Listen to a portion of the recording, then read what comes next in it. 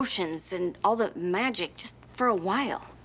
He had our magical version of substance control issues. He was really addicted to magic. It's almost like she's falling in love with a part of herself that's obsessive, that can't let go, that does it too much. And then she sees it in him and she's like, whoa. It kind of makes her look at herself and say, you know, I'm a little like that myself. Richard. What? Just stop. I can't. I did this. I need to fix it. No. Hey. Please. Just no more magic.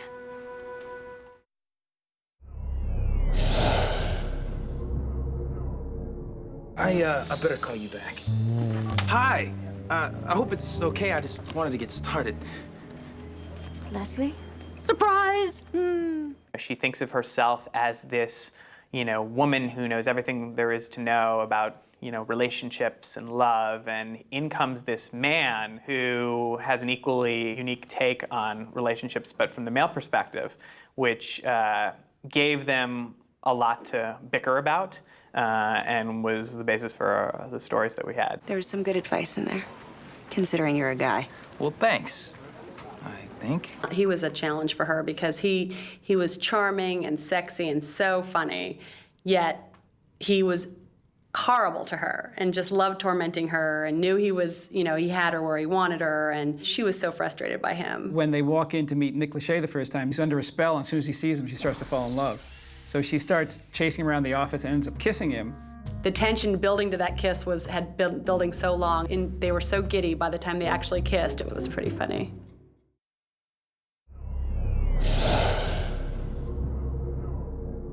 I figured since we got the first kiss out of the way and everything. Out of the way? Sorry. My character was designed as a love interest for Rose's character, Paige. Are you hungry?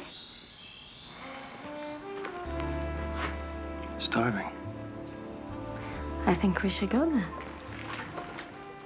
We also wanted him to tie into the overarching mythology of that year, which involved the Avatars. And what we discovered along the way was that his parents were murdered by the Avatars, and he had a real grudge against them. When my parents uncovered this, they didn't just discover a potion. They discovered a battle that happened 5,000 years ago over our very future.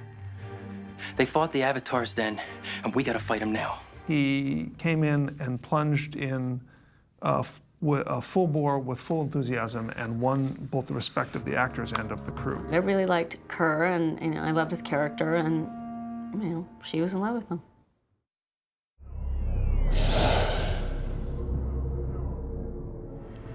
Parting is such sweet sorrow. He was right. I never knew what that meant till right now. Billy Zane was a next demon who was mortal, who could understand what Phoebe had gone through, but he only got to live for a year. They were so mismatched, but yet he brought out sort of a fun, playful side of her that I think she needed at that time in her life. He sort of showed her that she could love again and that she would find love. And when he left, it was poignant, but it was so beautiful because she was left with hope that she would find love again. And then there's a scene in the ending where Drake actually talks to Cole as he's moving on. And so you get this moment of both these ex-boyfriends sort of talking about how much they loved Phoebe. I loved that moment. You did all that I asked for. You saved Phoebe. I didn't want that, buddy. I fell in love with her. Understandably. Farewell, my friend.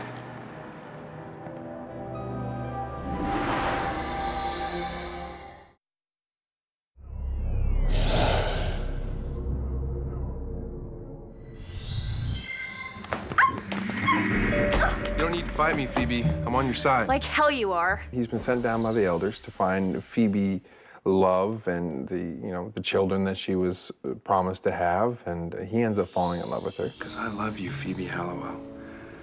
With all of my heart, with every fiber in my being, I love you. Now, I've found love for thousands of people all over the world, but I have never found love for myself, not until now. Until you. And I know you feel the same way because I can see it. I know what love looks like.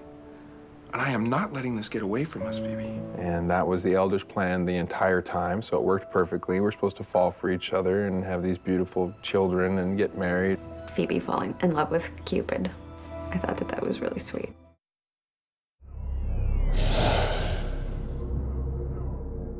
When someone specifically asks me out on a date that maybe Who did that? you did. No. Yeah, you said, would you like to go for lunch on a date? I said, would you like to go for lunch at Nate's? When they first meet, they're like, you know, water and oil. I mean, they couldn't be more different. He's just like hardcore realist, probation officer, just down and dirty, and she's just, you know, like this little angelic, believes in the human spirit. I love her. And I love him. Paige, you can't be serious. Yeah, we're both serious. The fact that they could sort of get it together and work it out and end up getting married, I just thought was pretty great.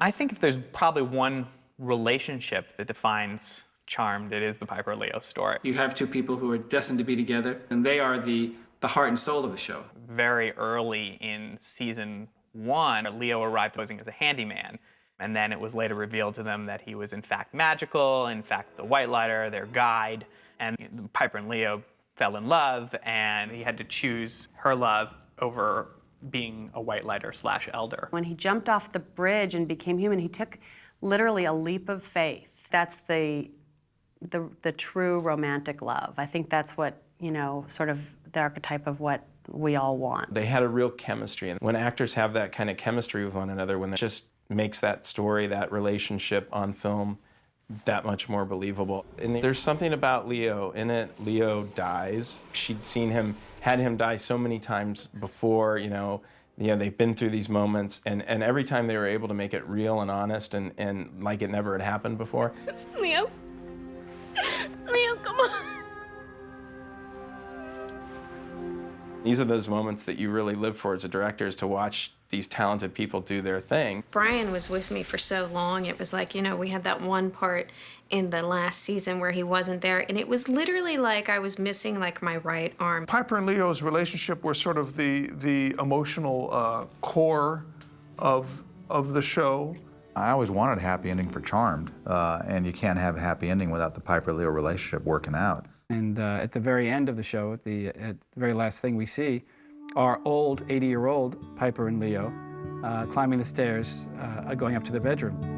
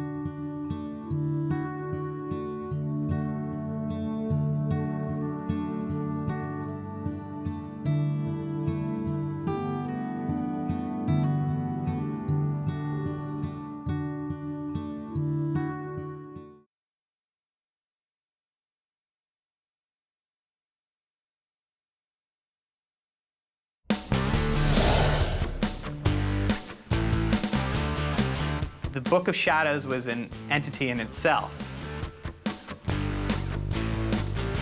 The book cannot be touched by anybody evil. The Book of Shadows represents all of the magic and all of the witchly powers. The artwork in the Book of Shadows was just stunning. Without the Book of Shadows, there wouldn't have been a Charmed. Was the identifying piece of the show. Book of Shadows. The girls discover, Phoebe actually, discovers the Book of Shadows in a trunk in the attic. Hear now the words of the witches, the secrets we hid in the night. And that's how the Halliwell sisters discovered that they were witches, and they came from a line of witches. Bring your powers to We Sisters 3. It's a book of witchcraft. Grams throws the Book of Shadows into the trunk and closes it up, presumably to make sure that the girls never find it, right before she goes and keels over on the stairs and dies. When I die, the girls will receive their powers. I have to stop that from happening. But it's their destiny. It's what they're meant to be. The Book of Shadows represents the lineage, the family line that preceded the girls, the ancestors. And every once in a while you'd see moms handwriting something, writing a page to my beloved girls. Our ancestors. That's what we were missing. If we could draw the magic from the entire Halliwell line, we might have enough power to vanquish the source. If you go forward, when the girls die and move on, they become part of the Book of Shadows, and they add to the Halliwell Warren ancestral magic that embodies that book, that is that book, which is why it's really, as far as I'm concerned, a living, breathing entity. We always felt there was some good protective magic in the Book of Shadows. Things would appear in the book to help the girls, such as a vanquishing spell for this demon that they happen to run across. I figured out how to find who the demon is. All we have to do is ask the Book of Shadows. At one point, there was a pitch on the table that there was actually a spirit that lived in the Book of Shadows, that it was a personality in and of itself. I mean, it really is, much like the Manor, a character of the show, I mean, an important piece of mythology in the show. The only reason Piper and I gave up our apartment in the back here was because this house has been our family for generations. The house is, for all the folklore, very special and represents everything that preceded them in their family line, and the Book of Shadows represents all of the magic and all of the witchly powers. In this night and in this hour, I call upon the ancient power. Bring your powers to We Sisters 3. As a director, anytime an actor appears, you want to give them a character entrance, a special thing that signals to the audience that what this character is about. And what we had to do with the Book of Shadows was say, this is an important thing. And we added a visual effect of the trunk glowing because it came from the trunk. We had a storm outside, there was rain on the window, and it was a dramatic character entrance for a prop that was going to be key to the entire series. The house and the book we always considered to be characters. They weren't just props, they weren't just sets. The house was really the womb for the show, the womb for the girls, and the Book of Shadows was the heart and soul, was the magical heart and soul. They were sacred. However the witches rise, course unseen across the skies, come to us and call you near, come to us and settle here. We did create pages for the book that fit any particular story, so the book wasn't magically just created and all the stories are created around it, in case anybody was wondering. The spells would always be the last thing that I would write in a script. I would write the script, which would come from an outline, so I knew exactly what had to happen and what that spell was gonna do. So I'd get to the point in the script where the girls would say something like, well, let's do the spell, and then I would write spell, spell, spell, spell, spell, spell, spell. And then I'd say, and the spell does this, and continue on with the script. And then when I got to the end of the script, I would then go back, because the spells took some time to craft, you know, because you have to rhyme. And that takes a little thinking, and that's when I would write the spell and put it into the show. And then they would send it down to the set where Roger in props would take it and give to an artist who would depict the actor or the alchemist tools or whatever we needed visualized in the Book of Shadows and make it all artistic and fun, and then it would appear on screen. Cause of pain we have to sever, demon you are gone forever. Hi, my name is Scott Cockrell. I'm the assistant prop master on Charmed, and this is the Book of Shadows. A lot of the artwork is based on actual people, most of the time the actors, sometimes the producers, sometimes the artists. We don't have an actual demon cast, or if it's just kind of a generic demon, sometimes they'll draw themselves, look in the mirror, and add their face onto the artwork, which has happened quite a few times. It was amazing seeing the growth of the Book of Shadows in real life, because we had these amazing artists that were rendering our storylines, and they really did amazing original artwork. The guys that they had do those drawings were just brilliant. The artwork in the Book of Shadows was just stunning. And that was really cool every week to go and see what the artists had done. I marvel at the artistry in each one of the pages. There were 3 different artists that did all the drawings, did all the paintings. One of the most amazing pieces of artwork was the Shiva and Shakti God and Goddess pages, because the intricate artwork, it was amazing. Just added to the folklore and the mystique that was Charmed. That's why that Book of Shadows is so special. So many of the pages in and of themselves could be individually framed.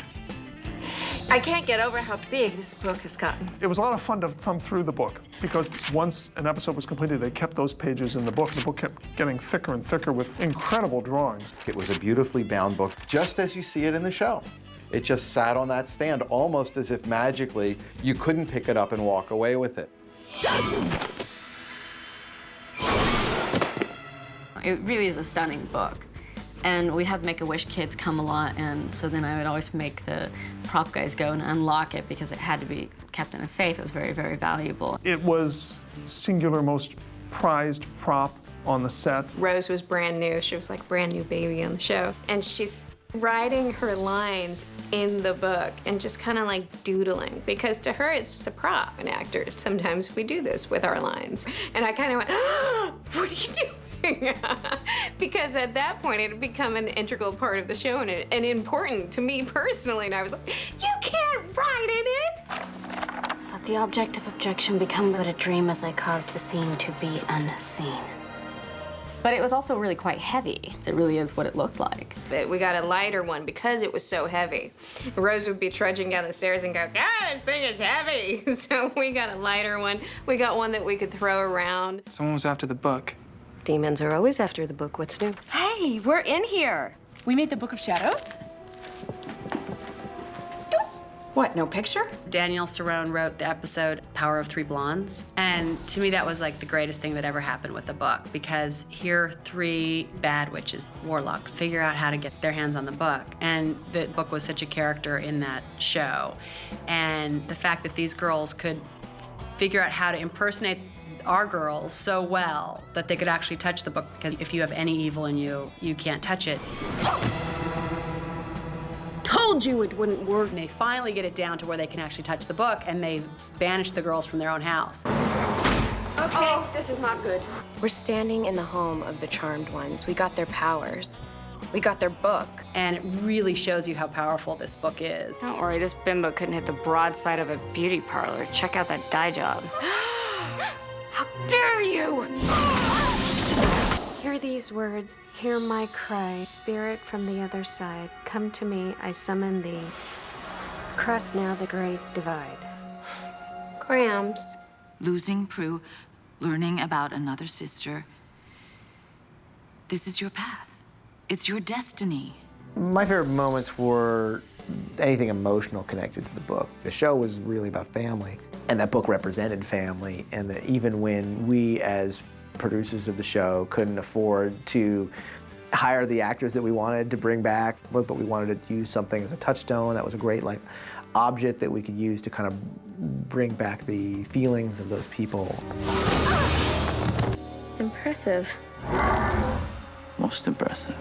I wrote an episode called Death Becomes Them, wherein Zanku, the biggest, baddest demon up till that point, figures out a way to get the Book of Shadows away from the girls. And we had always played throughout the years that the Book of Shadows protects itself from being taken out of the house, from being grabbed by demons, and that ultimately the girls' magic is linked to that book. There's a triquetra on the front of the book that, when it was split, that signified that the girls' powers were down. So they are tied to it.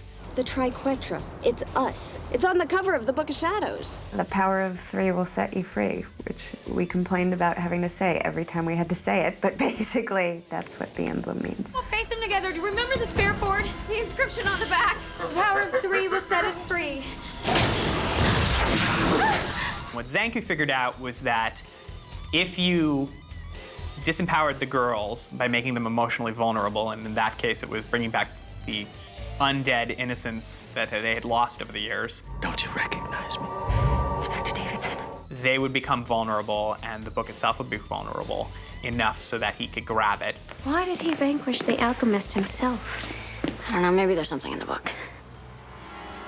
Where's the book? When Zanku steals the book, and Oded does this incredible laugh while he's thumbing through the Book of Shadows. Now the fun really begins. I love that moment because, first of all, it did absolutely appropriate a reaction to having stolen the book. And I think if you see the shot, there's this sort of a complicated shot which sort of swirls around him while he's doing it, which sort of tries to sell the delirious happiness that he has in stealing it. Come on, it's a poison thorn. Could somebody please go check the book? I think I'm gonna check the book upstairs, see what I can do for Piper down here. Call us if she gets worse. I had a very special encounter with the Book of Shadows. Billy Zane goes up into the attic because he decides he's going to find the answer in the Book of Shadows. And in fact, the Book of Shadows wants to have no part of that. I don't think the Book of Shadows ever was thrown, and we literally threw it. With Michael Grossman's show, we did use the real book. Michael didn't want the foam one. Creating a computer model of the book is very expensive, very time-consuming, and just not as good as the real thing. So they actually let me put a wire on the book and pull it off the stand for the